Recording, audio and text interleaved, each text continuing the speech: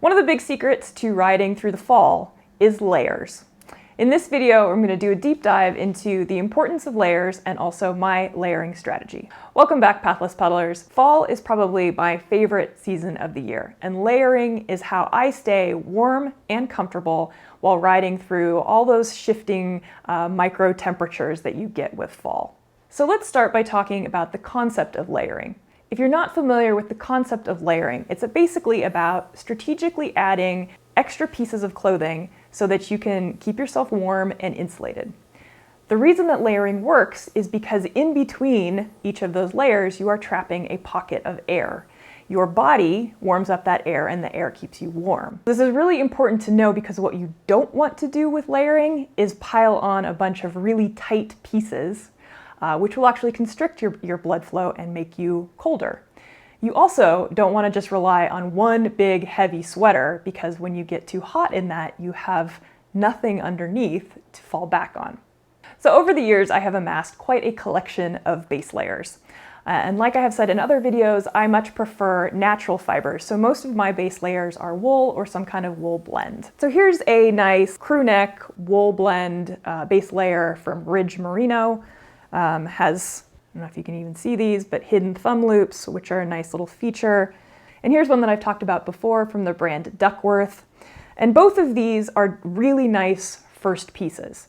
If the temperature is reasonably warm, sometimes I will layer one of these over, say a sleeveless shirt, or wear it under maybe a short sleeve or an open flannel shirt, something like that.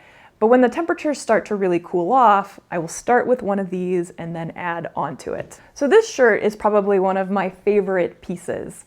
It is a merino and bamboo blend Henley from Showers Pass. And this also has thumb loops. And what's nice is that it has this nice like casual look, but it also allows you to open the buttons and vent some warm air. Another thing that's really nice about this shirt is that it's cut a little bit roomier, which means that I can layer this over this and maintain that air pocket in between and be warmer.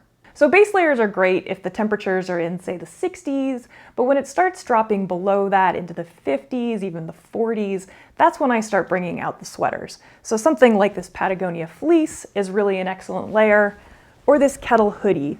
I did review this kettle hoodie separately a year or two ago. I wasn't super kind to the hemline, and I'm still not a huge fan of it for off the bike, but it has become one of my favorite riding pieces. What I've really come to love about this hoodie is not only is it nice and warm and snuggly on the inside, but it's also really good at rejecting the wind from getting through. And last but not least, no fall riding would be complete without my Patagonia Hoodie jacket. If you're familiar with this jacket, it is super, super lightweight.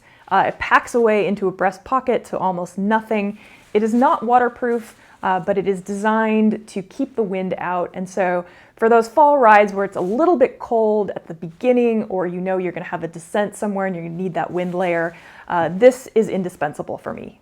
And that's the basics of how I layer shirts and sweaters and jackets to create those air pockets that keep me warm through those fluctuating temperatures that you get in the fall. What's nice about layering is once you really get the hang of it, it's the same strategy that will take you all the way through winter. You just add some heavier pieces, maybe a puffy, an actual rain jacket if it's really raining, that kind of thing. Now for me personally, if the temperatures are above, say, 50, I will continue to wear just shorts and a pair of overshorts. These are the Patagonia Happy Hike shorts that I have talked about before. They're not insulated in any way, but I've found that if I am warm enough on my top half, then shorts are fine, maybe a slightly warmer sock, and I'm good to go. When the temps really start to dip into the 40s and below, that's when I start looking at leggings. So I've been known to ride in cropped leggings, just a simple yoga legging, as well as, say, a wool legging that I would layer underneath. And the last thing to think about with layering are all the accessories. Gloves, buffs, hats, all those little bits and bobbins that keep your fingers warm, your ears warm when you get started, that you can take off over the course of the ride. Pro tip, make sure you have a bag on your bike or pockets, someplace where you can stuff those things when you do take them off.